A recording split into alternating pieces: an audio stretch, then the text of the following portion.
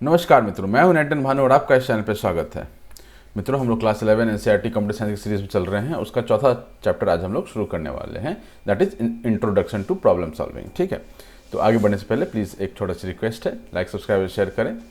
और एक और चीज़, अगर कोई बीपीएससी ट्री दे रहे हो तो हम अभी सीरीज में ही चलते हैं। अब जब आपका डेट आ जाएगा तो हम लोग जो इंपॉर्टेंट टॉपिक्स हैं उन पे माइग्रेट कर जाएंगे। ठीक है, तो अब जब तक वो डेट नहीं आ रहा, असमंजस में चल रहा है कब होगा नहीं होगा, तब तक हम लोग इसको कैरी करते हैं। एटलीस्ट 14 डेज़ का टाइम तो देना ही चाहिए कि भाई 14 दिन बाद एग्जाम होगा। कोई ऐसा तो है नहीं कि तुरंत से एग्जाम ले लेंगे, तो हम लोग उसको फिर जंप कर जाएंगे इंपॉर्टेंट टॉपिक्स पर। तब तक के लिए हम लोग सीरीज में चलते हैं, राइट। तो पहला इसमें अपना क्या है topic, that is problem solving. पर आपको ये समझना पड़ेगा कि प्रॉब्लम सॉल्विंग होता क्या है। पहले तो प्रॉब्लम क्या है उसको ही तो आप सॉल्व करेंगे, राइट। तो प्रॉब्लम क्या होता है, कोई भी चीज़, कोई भी टास्क जो होता है उसको हम लोग कंप्यूटर में प्रॉब्लम बोलते हैं, या जीवन में कोई भी टास्क होता है प्रॉब्लम बोलते हैं। लेकिन हमारी जो नॉर्मल साइकोलॉजी है उसके हिसाब से हम क्या बोलते हैं कि जो हमें समस्या लगता है ना, जो टास्क हमको टफ लगता है उसको हम लोग प्रॉब्लम बोलते हैं। यार ये हो गया, अभी ये प्रॉब्लम हो गया मेरे साथ। एक्चुअली वो प्रॉब्लम नहीं हुआ, वो आपके साथ टास्क है। ठीक है, रोज़ के डेली में आपका, अब कोई बोलेगा यार सुबह सुबह खाना मेरे को समस्या लग रहा है, तो खाना समस्या लग रहा है मतलब क्या, वो टास्क को हैवी लग रहा है, उसको खाने का मन नहीं कर रहा, फिर उसको खाना पड़ेगा। ठीक है, तो प्रॉब्लम जो है वो कोई भी है, जो टास्क है। ठीक है, अब उसको सॉल्व करना है। तो अब सॉल्व करने के लिए क्या करते हैं हम लोग कि सॉल्व करने के लिए जो है उसमें कुछ स्टेप्स आते हैं। ठीक है, तो उस स्टेप्स आने से पहले दो चार प्रॉब्लम हम लोग देख लेते हैं कि बहुत कॉमन जो चलता है। अगर स्कूल लेवल पर हैं आप, एक ड्रामा का ये कंपटीशन है या एनुअल डे है, उस पर कोई ड्रामा का परफॉर्मेंस हमने रखा हुआ है किसी टीम के साथ, तो हम क्या करेंगे उसमें कि ड्रामा का पहले स्क्रिप्ट लिखेंगे। ठीक है, उसमें किन किन किन लोगों को रखना है, उनको उनके बारे में सोचेंगे, फिर उनको सिखाएंगे, फिर हम लोग प्ले परफॉर्म करेंगे। ठीक है, इस तरह का इसमें प्रोसेस होता है। दूसरा क्या हो सकता है, साइकिल सीखना चाहते हैं आप, बाइक सीखना चाहते हैं या कार सीखना चाहते हैं, तो पहले तो उसका मैकेनिज्म आपको पता होना चाहिए। ठीक है, मैकेनिज्म एक बार आपको पता चल जाता है तो फिर आप उसको क्या करते हैं कि आप उसमें बैठ करके थोड़ा सा ट्राई करते हैं। ट्राई करते करते करते करते आप एक बार परफेक्ट हो जाते हैं। और एग्जांपल क्या हो सकता है कि ट्रेन में, मतलब आपको ट्रेन पकड़ना है। ठीक है, मान लीजिए 2 घंटे बाद कहीं से ट्रेन है, ठीक, और वहाँ जाने में आपको 1.5 घंटे लगेंगे, तो आप क्या करेंगे, तुरंत तुरंत एक गाड़ी बुक करेंगे, गाड़ी को बोलेंगे भाई थोड़ा जल्दी जल्दी चलाओ। तो ये नॉर्मल लाइफ की प्रॉब्लम्स बता रहा हूँ, इसको कंप्यूटर पे लेके आएंगे धीरे धीरे। ठीक है, तो कोई भी प्रॉब्लम जो एक टास्क के रूप में होता है उसको जब हम सॉल्व करते हैं उसको हम लोग बोलते हैं प्रॉब्लम सॉल्विंग। अब प्रॉब्लम सॉल्विंग में कुछ स्टेप्स होते हैं। ठीक है, वो स्टेप्स हम लोग देखेंगे। उससे पहले आपको ये समझना है कि जब हम प्रॉब्लम सॉल्विंग करने जाते हैं कंप्यूटर में, तो कंप्यूटर क्या है कि एक सवाल था ऐसे कि कंप्यूटर का आईक्यू कितना है। तो कंप्यूटर का आईक्यू 0 होता है। आईक्यू क्यों 0 होता है, क्योंकि वो खुद नहीं सोच सकता है। ठीक है, तो खुद नहीं सोच सकता है मतलब किसी भी प्रॉब्लम का वो सॉल्यूशन खुद नहीं खोज सकता। ठीक है, इससे हमको क्या पता चलता है कि अगर कंप्यूटर खुद नहीं कर सकता तो मतलब कि जो यूज़र है उनको इंस्ट्रक्शंस देने पड़ेंगे उसको। ठीक है, अगर कंप्यूटर जो, अब एआई की बात नहीं कर रहा हूँ मैं, एआई में थोड़ा अलग सिस्टम आ गया, ट्रेडिशनल सिस्टम की बात कर रहा हूँ। एक कंप्यूटर जो नॉर्मल कंप्यूटर, लैपटॉप है या आपका कोई सा भी मशीन होगा, ठीक है, या मोबाइल है, कुछ भी है, तो ये सब एआई मतलब को साइड करके जो भी चीज़ें हैं, तो उसमें क्या होता है कि आपको इंस्ट्रक्शंस देने पड़ते हैं उसको। ठीक है, वो खुद कैपेबल नहीं होता है, राइट। अब मान लीजिए कैलकुलेटर खोला, तो कैलकुलेटर में पहले से इंस्ट्रक्शन दे के रखा हुआ है कि प्लस साइन होगा तो आप दोनों को जोड़ना है, माइनस साइन होगा तो पहले वाले में से दूसरे वाले को घटाना है। तो ये इंस्ट्रक्शन पहले से दिए हुए रहते हैं जो आप प्रोसेस कर लेते हैं। तो जो डेवलपर होता है या जो भी लिखने वाला होता है उसके लिए ये रहता है कि उसको इंस्ट्रक्शन पहले से उसको बता कर रखना है। ठीक है, क्योंकि वो खुद भी प्रॉब्लम सॉल्व नहीं कर सकता है। ठीक है, तो अब इसमें हम देखते हैं कि क्या क्या रफली क्या क्या स्टेप्स फॉलो होते हैं। ठीक है, रफली क्या क्या स्टेप्स फॉलो होते हैं।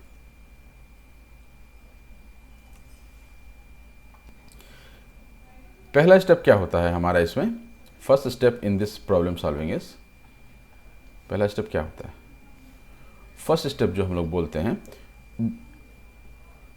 Process, PROCESS, process of identifying a problem, identifying a problem. ठीक है, किसी भी प्रॉब्लम को हम लोग पहले आइडेंटिफाई करेंगे, भाई वो टास्क क्या है, टास्क में पहले समझना पड़ेगा ना। कोई भी चीज़ आप सॉल्यूशन करना चाहते हैं, आप किसी मैथ्स का ही प्रॉब्लम आप अगर सॉल्व करना चाहते हैं तो पहले आपको प्रॉब्लम को समझना पड़ेगा। ठीक है, वो भी एक टास्क है, अलग फॉर्म में है लेकिन वो भी टास्क है। ठीक है, तो process of identifying a problem जो होता है, दैट इज वो पहला स्टेप होता है कि हमको पहले समझना पड़ेगा वो चीज़ क्या है। उसके बाद हम लोग क्या करते हैं, डेवलपिंग एन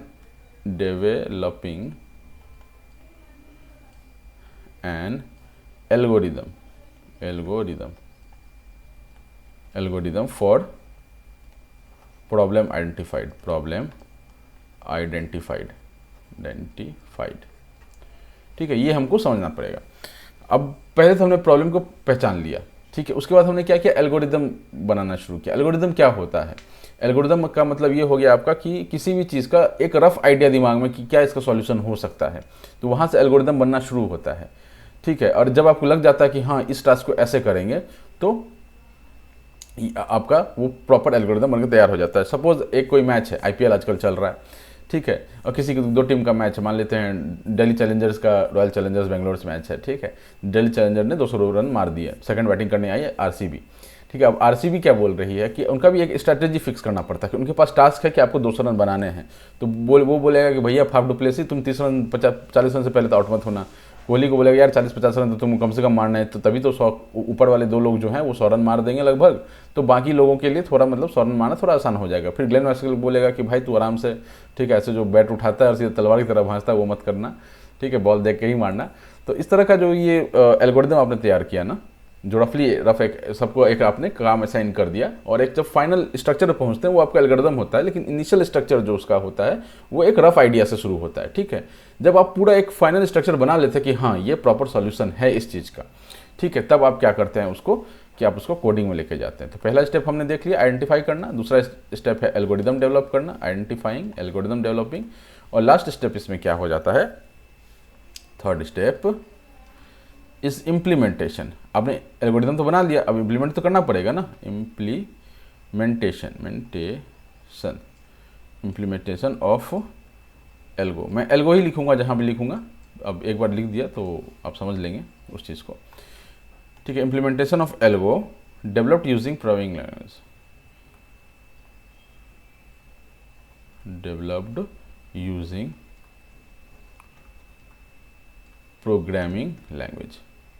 ठीक है, PROG प्रोग्रामिंग है और LANG क्या है, लैंग्वेज है। ठीक है, तो जब आपने एल्गोरिदम उसका बना लिया, फ्लो चार्ट से बनाया हो या सूडो कोड से बनाया हो, जैसे भी बनाया हो, अब दिमाग में ही बना लिया हो, कैसे भी बना लिया, तो उसके बाद क्या हो गया, आपको उसको इम्प्लीमेंट करना है प्रोग्रामिंग लैंग्वेज में। ये कंप्यूटर के बाद में हो। अब इस प्रोग्रामिंग लैंग्वेज में जो इम्प्लीमेंटेशन करते हैं, इसके 2-3 ये होते हैं, 2-3 इसके स्टेप्स इसके अंदर होते हैं। पहला तो आपने क्या किया, इसका इम्प्लीमेंटेशन कर दिया। आप इम्प्लीमेंटेशन कब बोलेंगे, जब आप फाइनल रिजल्ट पे पहुंच जाएंगे कि हाँ एकदम ये परफेक्ट चल रहा है, ये कोड, ये प्रोग्राम जो हमने लिखा है वो एकदम परफेक्ट चल रहा है, तब आप बोलते हैं कि इसका इम्प्लीमेंटेशन हो गया है। तो जब इस थर्ड स्टेप में आप घुसते हैं तो 2-3 चीज़ें होती हैं, आपको टेस्टिंग करने पड़ते हैं। ठीक है, टेस्टिंग में कुछ एरर आया तो आपको डिबगिंग करना पड़ता है।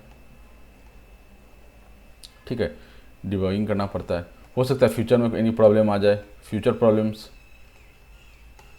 इनको भी सॉल्व करना पड़ता है। तो ये सब इसके अंदर आते हैं। ठीक है, देखेंगे अभी, ये तो बस इंट्रोडक्टरी पार्ट है जो हम लोग अभी देख रहे थे। ठीक है, तो अब ये आपको जब समझ में आ गया कि एक्चुअली हम लोग प्रॉब्लम सॉल्विंग में होता क्या है, टास्क एक होता है, उसको सॉल्व कैसे करते हैं, तो आइडेंटिफाई, एल्गोरिदम बनाते हैं, आइडेंटिफाई करते हैं प्रॉब्लम को, एल्गोरिदम बनाते हैं, और फिर उसको प्रोग्रामिंग लैंग्वेज यूज़ करके इंप्लीमेंट करते हैं। तो ये 3 मेजर स्टेप्स हैं। बाकी टेस्टिंग डिबगिंग जो है थर्ड पार्ट में ही आ जाते हैं, कहीं कहीं पर हो सकता है कि फोर्थ पार्ट में भी हो। इनफैक्ट इस किताब में भी, NCERT की किताब जो है उसमें भी आपका जब स्टेप्स हम लोग पढ़ेंगे तो टेस्टिंग डिबगिंग एक अलग स्टेप ही है उसमें, राइट। तो ये बेसिक इसका एक स्ट्रक्चर है। अब इसमें एक चीज़ समझना है आपको कि इसकी जो सक्सेस है, इस पूरे जो प्रोसेस है उसकी सक्सेस है, उसकी किस चीज़ पर डिपेंड करती है।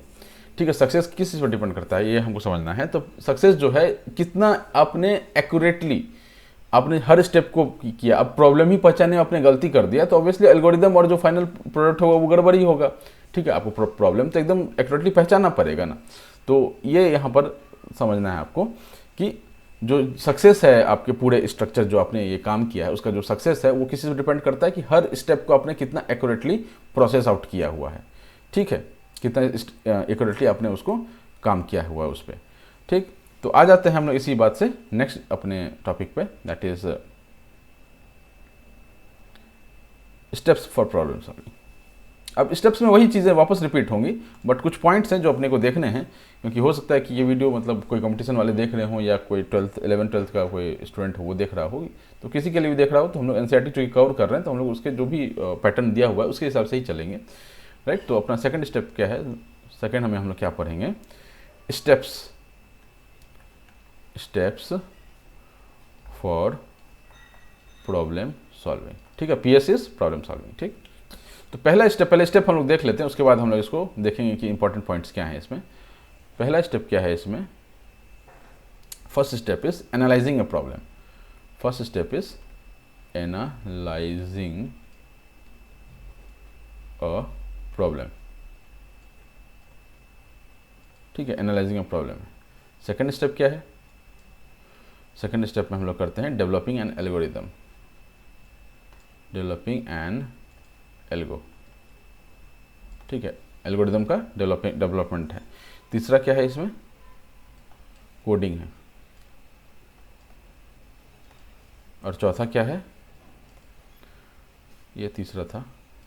और चौथा है अपना testing and debugging, testing and debugging. अब इसमें एक चीज़ याद रखना है कि टेस्टिंग मतलब होता है सीधा सीधी आप उसको टेस्ट कर रहे हैं कि एरर है या नहीं है, ठीक है। डिबगिंग में उस बग को आप निकालते हैं, नाम में ही लिखा हुआ है डिबगिंग, ठीक है। तो डीबग करना मतलब क्या होता है कि बग को निकालना होता है।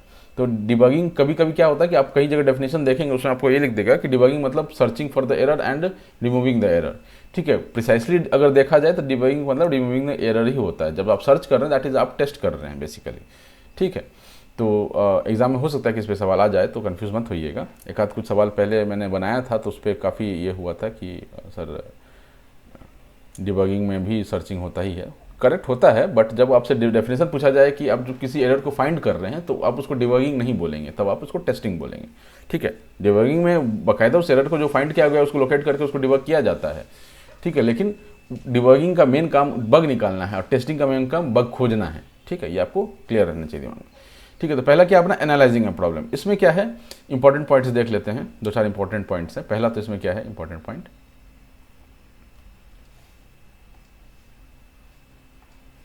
पहला इंपॉर्टेंट पॉइंट है इसमें आपको क्या करना है कि list principal components of a problem, ठीक है। एनालाइजिंग प्रॉब्लम आप एनालाइज कर रहे हैं तो आप एनालाइज करते करते क्या करेंगे, सबसे पहला step list principal components, principal components,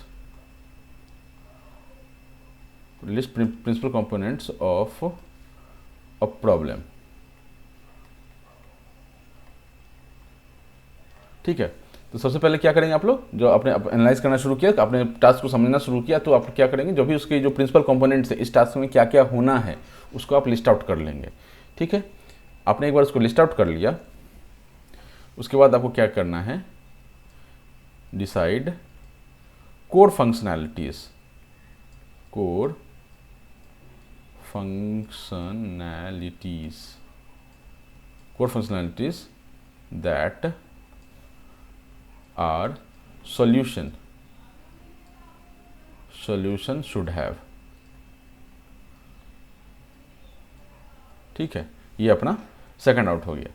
third में हम लोग क्या करेंगे, अब आपने क्या किया, उस टास्क को आपने तोड़ दिया, उसकी ये लिस्ट आउट किया ना, list principal components of a problem, तो आपने टास्क को बेसिकली तोड़ दिया भागों में कि ये सब इसके प्रिंसिपल कंपोनेंट्स हैं।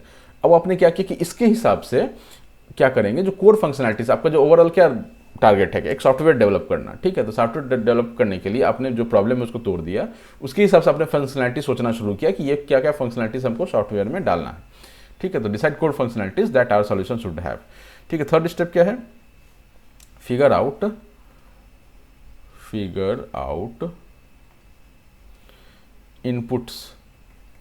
इनपुट फॉर प्रोग्राम, ठीक है। प्रोग्राम के लिए इनपुट क्या होगा, एंड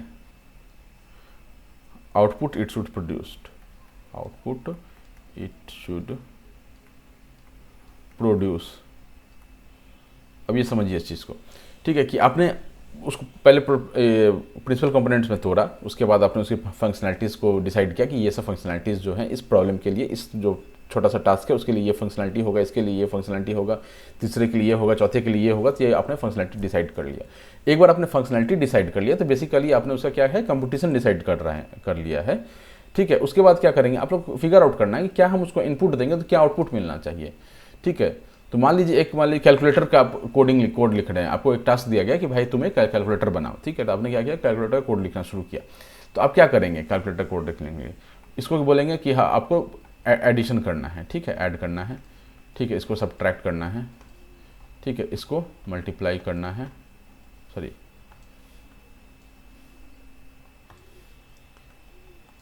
मल्टीप्लाई करना है और इसको डिवाइड करना है। ये समझाने के लिए, समझने के लिए ये चीज़ है। तो अब जब क्या किया आपने कि आपको जब कैलकुलेटर बनाना था, बेसिक कैलकुलेटर की बात कर रहा हूँ, वो हाई फाई में नहीं जाते हैं अभी, तो आप क्या करेंगे, जो पहला लिस्ट है, लिस्ट प्रिंसिपल कंपोनेंट्स क्या है, ये है, ये सब सारे जो 4 आपके हैं वो प्रिंसिपल कंपोनेंट्स हैं। इसके हिसाब से कोड फंक्शनैलिटीज़ आपको ये करना है कि इसके लिए क्या कोड फंक्शनैलिटी, एडिशन है, ठीक है, इसके लिए सब्ट्रैक्शन है, मल्टीप्लिकेशन है, डिवीजन है, ठीक। अब आपको फिगर आउट करना है कि इनपुट क्या हो सकता है। तो इनपुट क्या हो सकता है, -∞ से +∞, तो कोई सा भी नंबर हो, हम लोग इसको प्रोसेस कर पाए। या अब थोड़ा हो सकता है कि भाई जो बेसिक कैलकुलेटर है तो 4 डिजिट से ज़्यादा नहीं होना चाहिए, तो मतलब इसका इनपुट क्या होगा, इनपुट क्या हो जाएगा, 4 डिजिट से ज़्यादा नहीं जाना चाहिए, आउटपुट भी 4 डिजिट नहीं जाना चाहिए। तो 9999 अप टू 9999, ठीक है,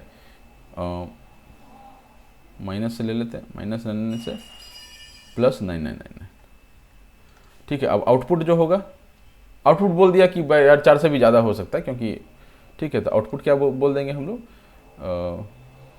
समवेयर रख लेते हैं इसको, 4 9 वाला सिस्टम रख लेते हैं, 5 9 सिस्टम रख लेते हैं, हमने ये डिफाइन कर दिया, ठीक है, -5 9 से +5 9, तो ये मैंने इनपुट और आउटपुट दोनों डिफाइन कर दिया है कि भाई मेरे को बस मेरा जो रेंज होगा ये इसी रेंज में होगा काम, ठीक है।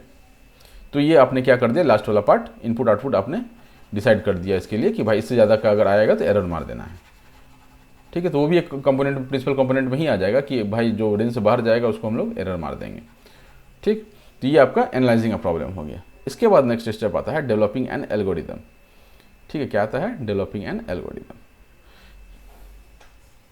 तो पहले तो आपको ये समझना चाहिए कि एल्गोरिदम बहुत लेमन लैंग्वेज में होता क्या है, ठीक है। एल्गोरिदम बहुत से लेमन लैंग्वेज में सबसे ज़्यादा मतलब कॉमन टर्म्स में अगर देखना चाहें तो क्या होता है, ये होता है सॉल्यूशन इन नेचुरल लैंग्वेज,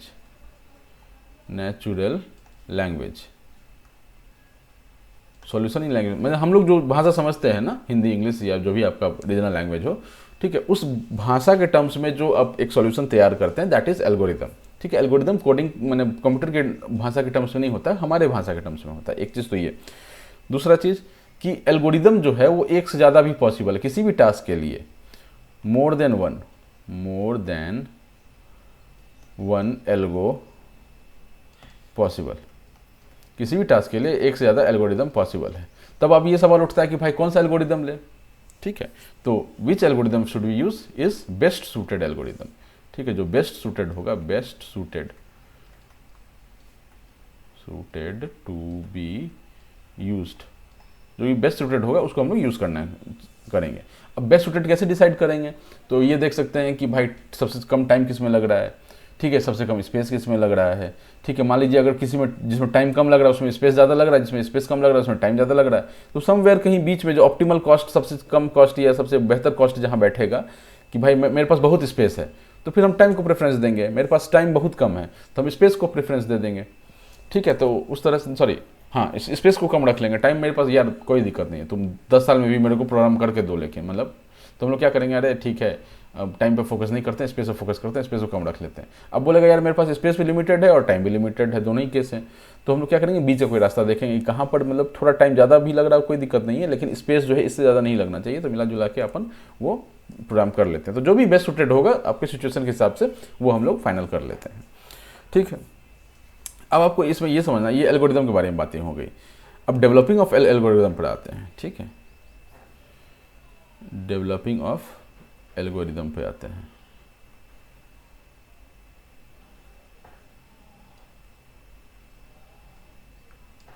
अब डेवलपिंग ऑफ एल्गोरिदम आपको ये क्या समझना है कि एल्गोरिदम मैंने आपको बताया कि एक रफ आइडिया से शुरू होता है, ठीक है। तो इसकी खास बात क्या हो गया कि starts with a tentative solution plan, ठीक है। इससे ये क्या होता है, स्टार्ट होता है, और ये जो है इसमें इसको हम लोग क्या करते हैं, डिफाइन करते जाते हैं, कीप रिफाइनिंग। कोड जो जब हम कोड करने जाएंगे तो हमारे पास फाइनल एक चीज़ अवेलेबल होना चाहिए, एक रास्ता अवेलेबल होना चाहिए कि भाई इसी रास्ते से जाना है, ठीक है। अब लेकिन जब हम एल्गोरिदम लिख रहे हैं तो वो एक रफ आइडिया से शुरू होता है, ठीक है, उसको हम लोग डिफाइन करते चले जाते हैं थोड़ा और बेहतर और बेहतर और बेहतर, यार ये नहीं फिट बैठ रहा ये कर लेते हैं, ये नहीं फिट बैठ रहा ये कर लेते, करते करते हम लोग उसको डिफाइन करते करते उस प्रोसेस को हम लोग एंड तक ले जाते हैं। तो हम लोग क्या करते हैं, कीप रिफाइनिंग। कब तक? Till all the aspects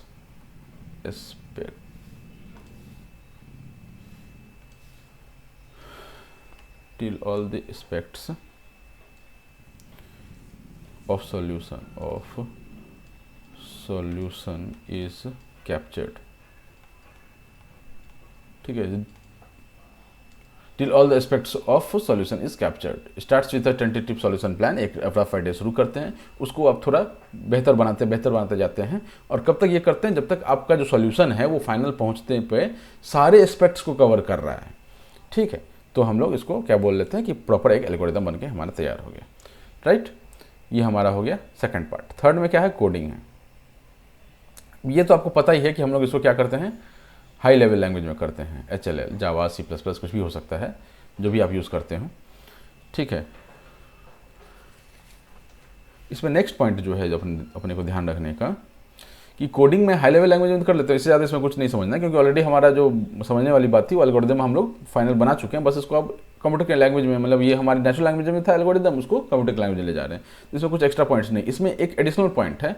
additional point as in कि कोडिंग जब आप कर रहे हैं तो आपको 2-4 चीज़ का ध्यान रखना है, ठीक है। पहला तो ये कि आपको डिटेल्स को रिकॉर्ड करने हैं, रिकॉर्ड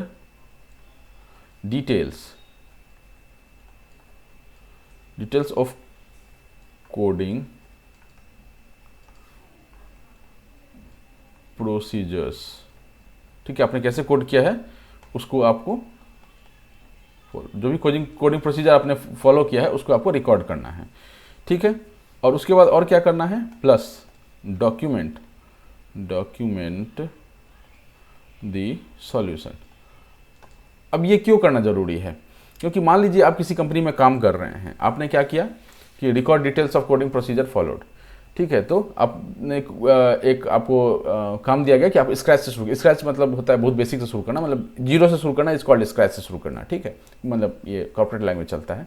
तो जब भी आपको किसी कोडिंग का आपको बोला गया कि भाई ये आपको सॉफ्टवेयर बना के मुझे देना है, तो वो क्या करेगा कि उससे प्रॉब्लम सेट लेगा, उसको एनालाइज करेगा, आपको एल्गोरिथम वगैरह बना लेगा, HLL में लिख लेगा, इतना तो वो कर लेगा।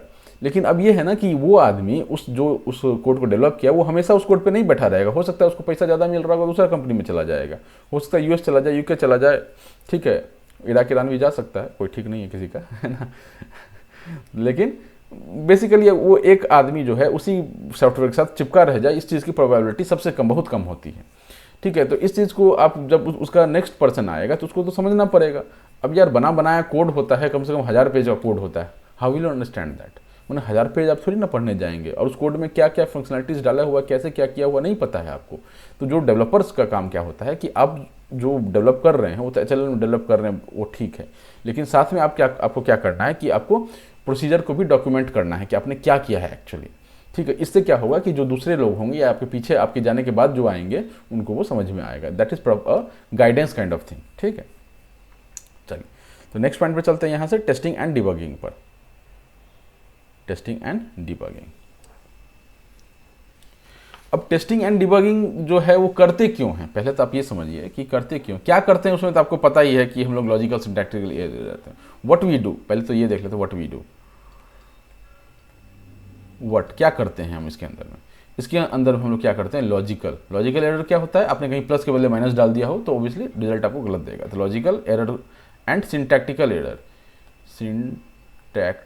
सिंटैक्टिकल मतलब जो किसी भी कोडिंग लैंग्वेज का डिफाइंड स्ट्रक्चर है उससे आप अलग कुछ लिख देते हैं, उसको ये हम लोग सर्च फाइंड आउट करते हैं और करेक्ट करते हैं, ठीक है। तो logical and syntactical error found and corrected, found and rectified. Rectified मतलब करेक्ट करना, ठीक है। अब ये आप समझिए कि हम लोग क्या करते, क्यों करते हैं ऐसा, नहीं क्या ज़रूरत है इसको करने का। तो बेसिकली हम क्यों करते हैं कि हमको जो रिक्वायरमेंट है, यूज़र रिक्वायरमेंट फुलफिल करने के लिए करते हैं। व्हाट हो गया, why do we do this, क्यों करते हैं यार ऐसे? ठीक है, शुड मीट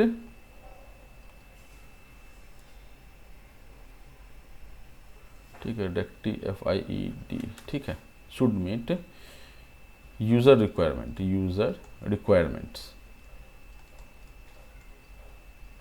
ठीक है, अब यूजर रिक्वायरमेंट क्या हो सकता है कि टाइम वाला पार्ट हो सकता है कि टाइम कम लगना चाहिए, ठीक है, आउटपुट मिलना चाहिए फॉर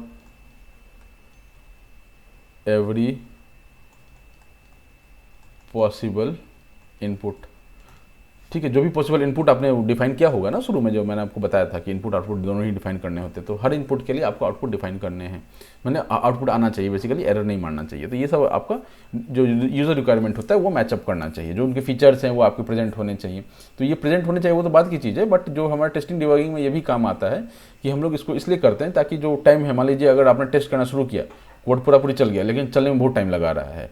ठीक है, मान लेते हैं कि 10 पेज हैं, 5 ही पेज रखते हैं, 1 2 3 4 5। ठीक है, आप पेज 1 से एंटर करेंगे, पेज 5 से आउट करेंगे। ठीक है, अब बीच में मान लेते हैं ये 3 पेज कोई काम नहीं था, किसी पर्टिकुलर काम में, पर्टिकुलर प्रोसेस करने में हमको ये 3 पेज कोई काम नहीं था, एक पे काम होता और फिर 5वें पे काम हो जाता, चल जाता।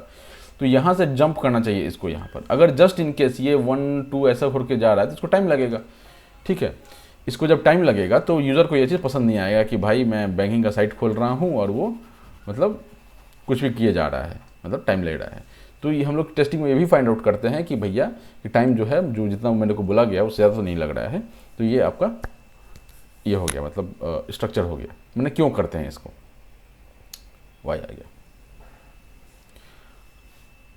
अब आप जब ये समझ चुके हैं तो इसके अंदर हम लोग क्या कर रहे हैं,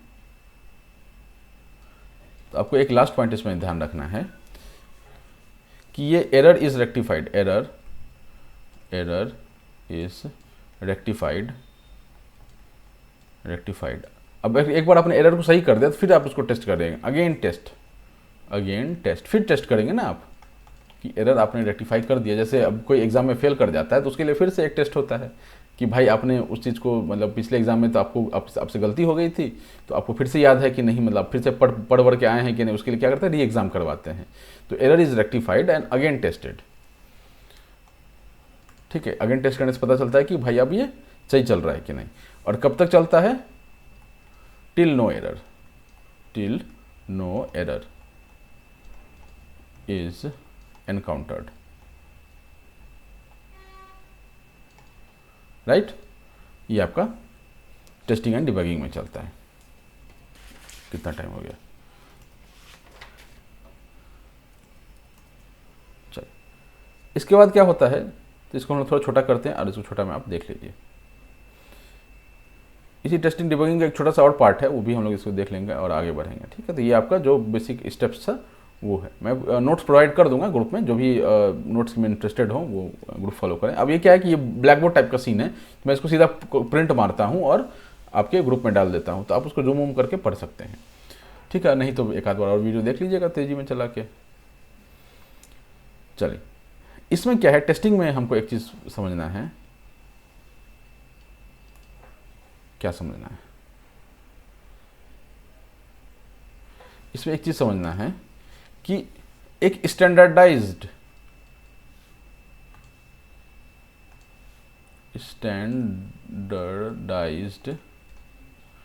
टेस्टिंग मेथड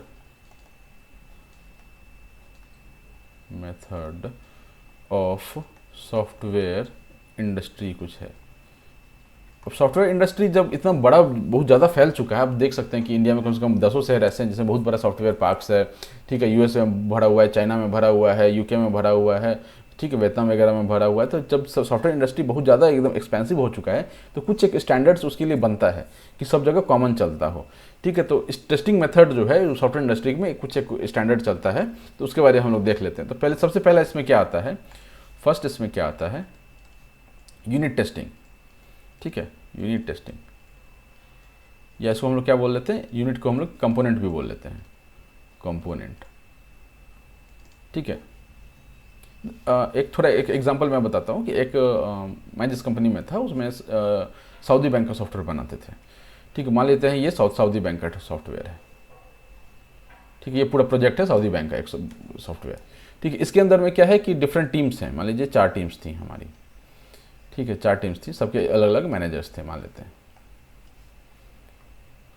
ठीक है, सब एक एक मैनेजर के अंडर में था। ये प्रोजेक्ट डायरेक्टर के अंडर में था, पूरा प्रोजेक्ट एक प्रोजेक्ट डायरेक्टर के अंदर में था, प्रोजेक्ट मैनेजर बोल सकते हैं, और जो छोटे छोटे मैनेजर्स थे उसके अंदर में था। इसके अंदर में कम से कम 10 लोग होते थे, 8 लाख 10 लाख ऐसे करके। ठीक है, ऐसे करके होते थे। मैं ही के लिए बता रहा हूँ, बाकी के लिए समझ में आ जाएगा आपको। ठीक है, तो मैंने इनिशियली ज्वाइन किया था, तो मैं भी इसमें से एक था, मान लेते हैं मैं ये हूँ। ठीक है, ये मैं हूँ। मेरा काम क्या था कि मैं एक आपको पर्टिकुलर पार्ट ऑफ कोड आपको डेवलप करना है। ठीक है, आपने डेवलप कर लिया, तो हर इनपुट के लिए हर पॉसिबल इनपुट के लिए आपको आउटपुट मिल रहा है कि नहीं, वो आपको चेक करना है, टेस्टिंग करनी है। ठीक है, तो उसको बोलते थे हम लोग unit testing, that is component testing. सब बहुत बेसिक लेवल पे होता था, जो सबसे छोटा रेड वाला था वो कर रहा था ये चीज़। इसके बाद क्या होता है, इंटीग्रेशन टेस्टिंग होता है। इंटीग्रेशन टेस्टिंग इसमें क्या होता है कि ये जो सारे हैं, एक ये जो मैनेजर है अपना, ठीक है, मेरी मोहतरमा थोड़ी पागल थी। ठीक है, मतलब मेरी मैनेजर लेडी थी, वो थोड़ी मतलब अजीब टाइप की थी। तो हाँ, कहाँ पे थे हम लोग, ये मैनेजर है। अब ये क्या है कि अब ये 10 लोग जो डेवलप किए हैं प्रोग्राम, ये 10 लोग, ये वाले हो गए, ये वाले सारे, अब सारे मिलके क्या करेंगे, अपना इंटीग्रेशन टेस्टिंग करेंगे। ठीक है, क्योंकि अब ये होता है ना कि सॉफ्टवेयर जो ओवरऑल बनता है वो एक दूसरे पर इंटरडिपेंडेंट होता है। मैंने एक यूनिट को डेवलप कर लिया, उसको टेस्ट कर लिया, सब कुछ सही चल रहा है उसमें। ठीक है, लेकिन जब मैं मिलाऊंगा, जो अपने पूरे जो 10 मेंबर्स का मेरा टीम है उसके साथ मैं मिलाऊंगा, तो हो सकता है मेरा कोड जो है किसी दूसरे के कोड को प्रॉब्लम कर रहा हो, क्योंकि उसके पेज से गुजर रहा होगा कंट्रोल। ठीक है, उसके पेज से गुजर रहा होगा कंट्रोल, तो कुछ गड़बड़ कर दे वहाँ पर, या किसी का और का हो सकता है मेरे में गड़बड़ कर दे। तो हम लोग क्या करेंगे, जो पूरी टीम है 10 लोग मिलके, वो सब में आपस में यूनिट टेस्टिंग कर लिए होंगे। अब हम लोग सब मिलकर क्या करेंगे, एक जगह डालेंगे उसको, अपने अपने कोड को, और फिर क्या करेंगे, इंटीग्रेशन टेस्टिंग कर देंगे। ठीक है, तो हमारा क्या हो गया, इंटीग्रेशन टेस्टिंग आ जाएगा, राइट। इसके बाद हम लोग क्या करेंगे, इंटीग्रेशन जब हमारा पूरा टीम का बन गया, तो अभी इसको करेंगे सिस्टम टेस्टिंग करेंगे। तो अब ये टीम में क्या था, ये जो प्रोजेक्ट था वो पहले तो 4 भाग में डिवाइडेड था।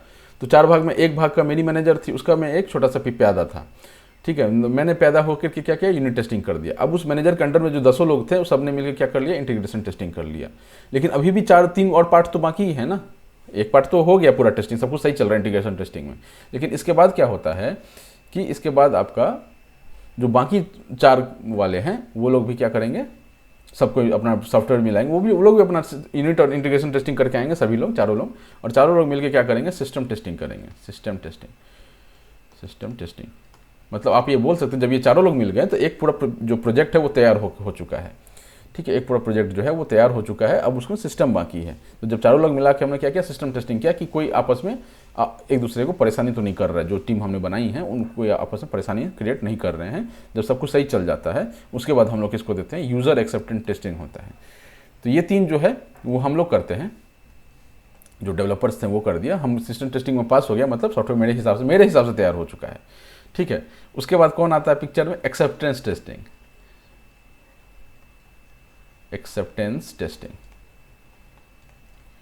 अब ये बंदा कौन है जो ये करेगा, ये वो है जो मेरा आपका सामने वाला, जिसने ये प्रोजेक्ट दिया था, सऊदी बैंक का कोई आदमी होगा जो ये प्रोजेक्ट दिया था, वो को बोले, अपने 4 बंदे को लेकर के आएगा सऊदी बैंक का, बोलेगा कि भाई ये सॉफ्टवेयर बनकर तैयार हो चुका है, तुम लोग सारा इसमें डेटा डाल के टेस्ट करना शुरू करो। तो एक्सेप्टेंस टेस्टिंग में क्या होता है कि जो सॉफ्टवेयर बन के तैयार हो गया, फाइनल सॉफ्टवेयर जो बन के तैयार हुआ है, वो जो उनके बंदे होते हैं वो उसको टेस्ट करना शुरू करते हैं। ठीक है, उसको टेस्ट करते उनके पास ऑलरेडी टेस्ट केसेस बने होते हैं। उस टेस्ट केसेस होता है, एक टेस्ट केसेस होते हैं। ठीक है, कि इनपुट ये होगा तो इसके लिए आउटपुट ये होना चाहिए। तो ये पहले से वो लिख के आते हैं कि किसके लिए क्या होगा, राइट। तो वो अपना टेस्टिंग शुरू करते हैं, टाइम लगता है उसमें, 3-4 दिन समय, 5 दिन का समय लग सकता है, किसी को 10 दिन भी लग सकता है, महीना दिन भी लग सकता है। तो ये एक्सेप्टेंस टेस्टिंग, एक बार ये पास हो गया तो वो बोल देंगे कि हाँ ये ओके है। लेकिन वहाँ पर अगर उनके किसी इनपुट में गड़बड़ी आ गई तो फिर से वो उनको भेजेंगे, और फिर वो चेक करेंगे कि भाई जो 4 यूनिट बनाया था, अभी ऊपर 4 यूनिट बनाया था ना हमने, किसके पार्ट में गड़बड़ी हो रही है। तो फिर वहाँ से हम करेक्ट करके फिर से ये सारा प्रोसेस चलेगा, यूनिट टेस्टिंग ये सब। ठीक है, तो ये एक साइकिल है जो एक्चुअली यहाँ से शुरू हुआ, इधर तक गया, इधर ओके हो गया, डन। ठीक, ओके हो गया, डन। नॉट ओके तो ये ऊपर इधर आएगा, नॉट ओके, और ये फिर ऊपर जाएगा कि जाओ कहाँ से गड़बड़ी हुआ वहाँ से यहाँ से ठीक करके लेके आओ। ठीक है, यहाँ से इसको क्या करेंगे लोग, ठीक करके फिर से ये प्रोसेस चलेगा। ये तब तक चलता रहेगा जब तक ये बन ना जाए, है ना। जब तक सॉफ्टवेयर फाइनली बन के ठीक से तैयार ना हो जाए तब तक ये प्रोसेस हमारा चलता रहेगा। ठीक है, तो उम्मीद आपको ये चीज़ समझ में आ गया होगा कि टेस्टिंग क्या चल रहा है। अब इससे हम लोग अचीव क्या करना चाह रहे हैं, जो आपने ये कहानी देखी अभी लंबी चौड़ी। अब ये क्या थोड़ा थ्योरेटिकल पार्ट है, तो थोड़ा आप तेजी में देख सकते हैं, इसमें कुछ ज़्यादा समझाने मतलब ज़्यादा टेक्निकल नहीं बोल सकते इस चीज़ को, तो इसलिए मैं थोड़ा इसको लंबा ही ले जा रहा हूँ क्योंकि टाइम काफ़ी हो चुका है। But beer with me, 2 minute और लगेंगे, हो जाएगा सारा खत्म। ठीक है, तो ensure software meets all the business and technical requirements. ठीक है, जो जितने आपको सामने से मिले थे कि मेरा बिजनेस रिक्वायरमेंट टेक्निकल रिक्वायरमेंट ये है, सारा आपको उसको प्रोवाइड करना है। ये इसका बेसिकली टेस्टिंग का ये है, मतलब कि उसको वो प्रोवाइड कर पा रहे हैं या नहीं। और क्या होता है इसमें एक, और हमको ये भी चेक करना होता है टेस्टिंग के दौरान कि जो हम लोग जैसा सोचे थे वैसा काम कर रहा है या नहीं कर रहा है। ठीक है, तो ये अपना standard testing method of software industry, ये 4 स्टेप्स इसमें होते हैं। ठीक है, ये सब जब खत्म हो गया, यूज़र को अपने सॉफ्टवेयर दे दिया, सऊदी बैंक वाला आया, अपना सॉफ्टवेयर ले गया और उसने अपने कंप्यूटर सिस्टम में पूरा सबको डाल के वो यूज़ करने लग गए। उसके बाद आफ्टर सर्विस की बात आती है। ठीक है, आफ्टर सर्विस